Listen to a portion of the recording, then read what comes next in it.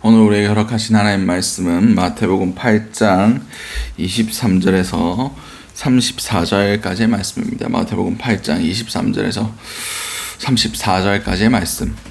작아진 성경으로는 신약이 12면이 됩니다.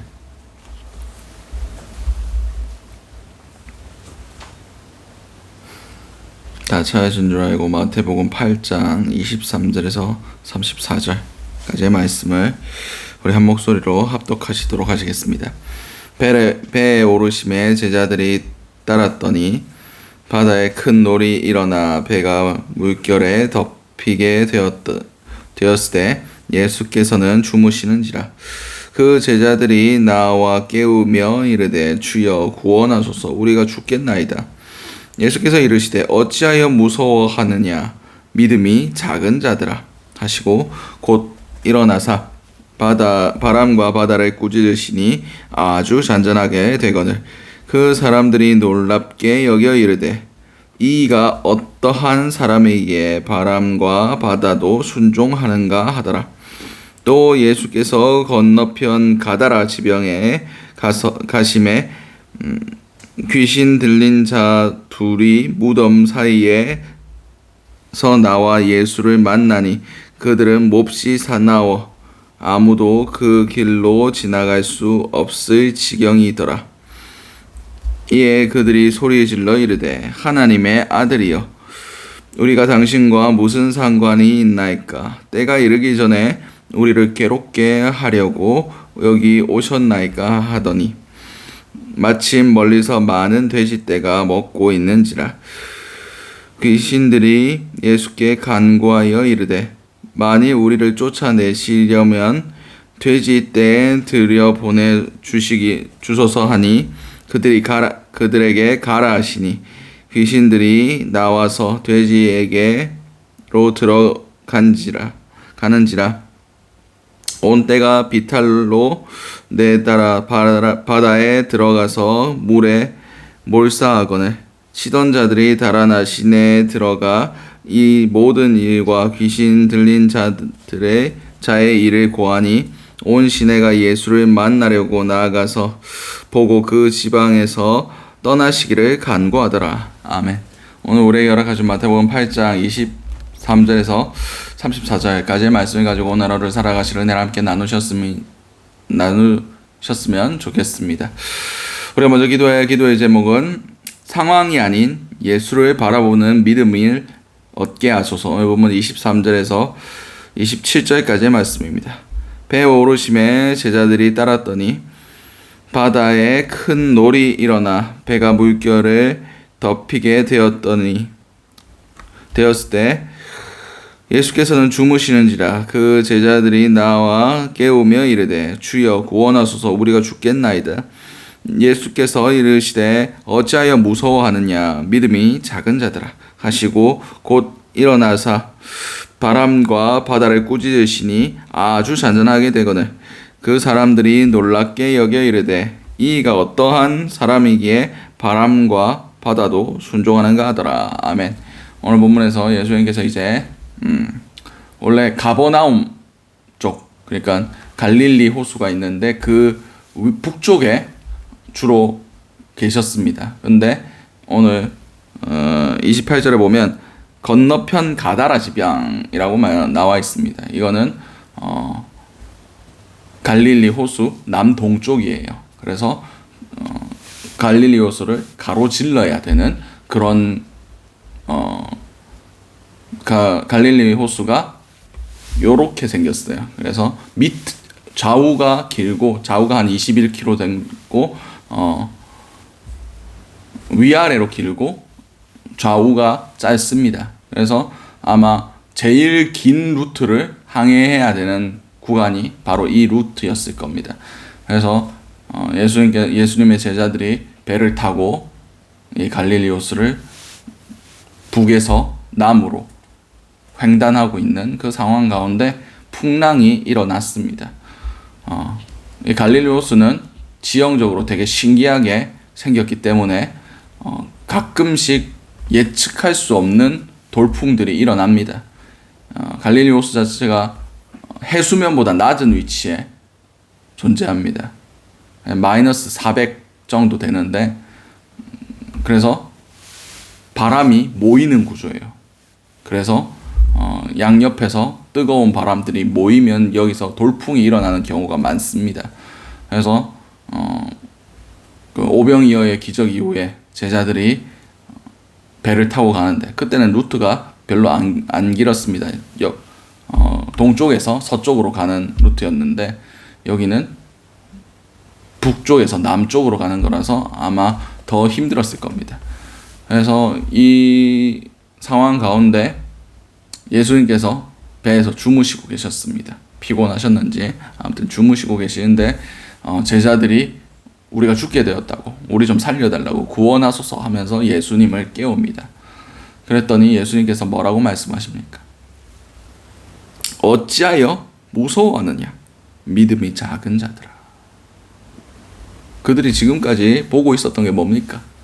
파도와 풍랑을 보고 있었던 겁니다.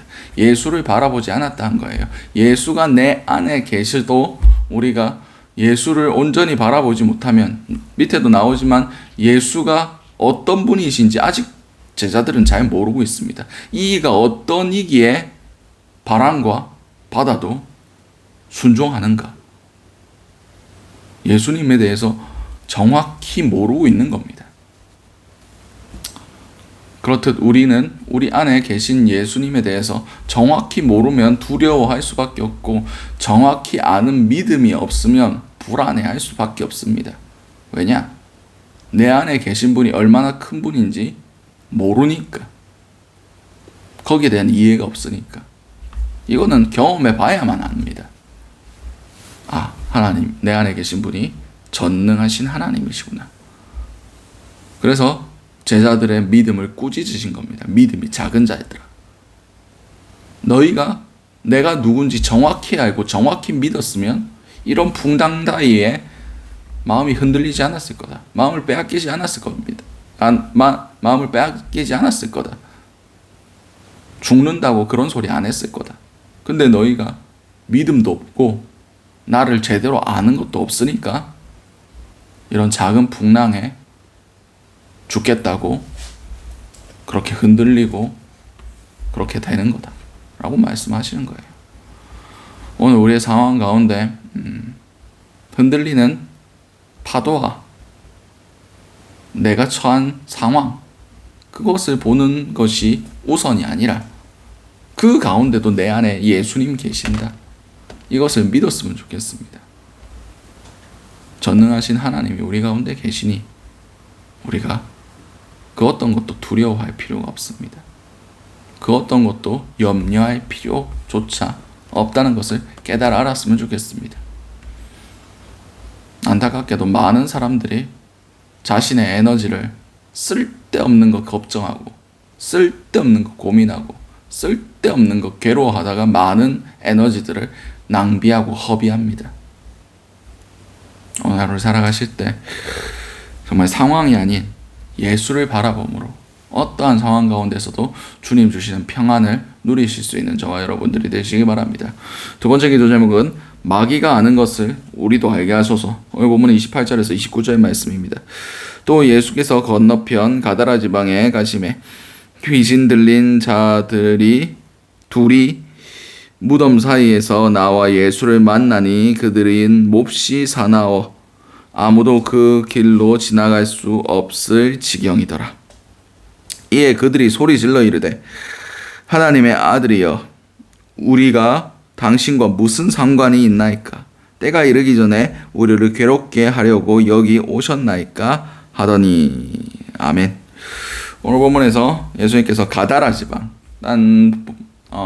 다른 병의 구절에는 거라사인의 지역, 거라사 지방에 가셨다라고 성경 기록하고 있습니다. 거기에 무덤 사이에 귀신 들린 자 둘이 있었다라고 기록하고 있고, 그는 사나워서 어떠한 방법을 쓰든지 제어를 못한다. 쇠사슬로 묶어놔도 그것을 다 깨트리고 다 어떻게 손쓸 방법이 없는 그런 상황 가운데 있습니다. 근데 그가 뭐라고 얘기합니까? 이에 그들이 소리질러 이르되 하나님의 아들이여. 위에 제자들이 뭐라고 얘기했습니까? 이 이가 누구이기에 바람과 바다도 순종하는가? 제자들은 몰랐어요. 예수님이 정확히 누구신지. 근데 이 귀신들은 정확히 알았습니다. 하나님의 아들이요. 그리고 또 뭐라고 얘기합니까? 당신과 우리가 당신과 무슨 상관이 있나이까? 때가 이르기 전에 우리를 괴롭게 하려고 여기 오셨나이까? 이 때가 뭡니까? 마지막 심판 때에 그들이 영원한 불못에, 영원한 지옥에 던져질 그 때를 얘기합니다. 마지막 심판 때를 얘기합니다. 제자들은 알지도 못하는 것에 대해서 지금 귀신들이 이야기하고 있는 거예요.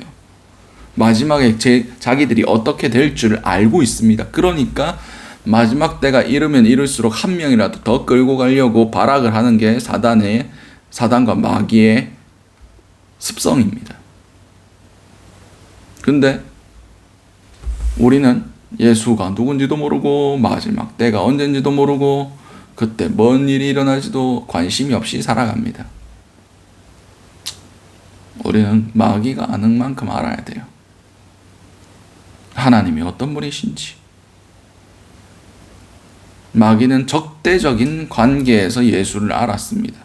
당신과 나와 무슨 상관이 있습니까?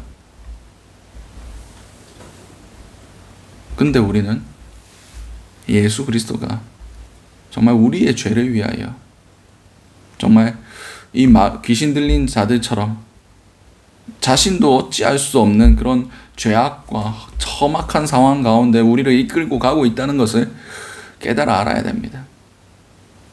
그리고 그것을 자유케 하기 위해서 예수께서 오셨다는 바른 인식을 가지고 살아가야 됩니다. 그리고 때에 대한 인식이 있어야 됩니다. 마지막 때에 심판받는다. 사단과 버타여 살고 사단과 구별되지 않고 그렇게 살아가다가는 사단의 종이 되어서 사단과 함께 영원한 심판을 영원한 불못에 떨어지게 된다. 우리는 그것을 기억하고 살아가야 됩니다. 하나님이 어떤 분이신지, 하나님이 무엇을 원하고 계시는지, 그리고 마지막 때가 다가오고 있다. 이것을 인식하고 살아가는 저 여러분들이 되시기 바랍니다. 두 번째 마지막 기도 제목은 한 영혼의 가치를 알게 하소서. 보면 30절에서 34절까지의 말씀입니다. 마침 멀리서 많은 돼지떼가 먹고 있는지라 귀신들이 예수께 간구하여 이르되 만일 우리를 쫓아내시려면 돼지떼에 들여보내 주소서 하니 그들에게 가라 하시니 귀신들이 나와서 돼지에게로 들어가는지라 온 떼가 비탈로 내달아 바다에 들어가서 물에 몰사하거늘 치던 자들이 달아나 시내에 들어가 이 모든 일과 귀신 들린 자의 일을 고하니 온 시내가 예수를 만나려고 나가서 보고 그 지방에서 떠나기를 간구하더라. 아멘. 예수님께서 지금 제자들하고 배 타고 멀리까지 오셨습니다. 멀리까지 오시면서 풍란도 만나고 죽을 고비도 넘기고 막 힘들게 왔어요. 근데 예수님이 이 거라사 지방에서 만나서 치유해 준 사람은 그 무덤가에 귀신 들려 있던 두 사람, 그게 다였습니다. 그리고 그 영혼들을 구원하기 위해서 돼지떼, 다른 본문에는 3,000마리나 가까운 그런 돼지떼를 희생시켰어요. 한 영혼의 가치가 그만큼 돈으로 산산할 수 없는 그런 가치가 있다는 것을 오늘 본문에서 볼 수 있는 겁니다. 생각해 보세요. 이때 예수님께서 거라사 지방에 안 가시고 다른 데 가서 전도하셨으면 더 많은 사람을 만날 수 있었고 더 많은 사람들이 복음을 받아들일 수 있었을 겁니다. 근데 예수님께서는 한 영혼의 가치를, 그것을 위해서 수고하는 것을, 그것을 위해서 물질을 허비하고 에너지를 낭비하고 시간을 투자하는 것을 아까워하지 않으셨습니다.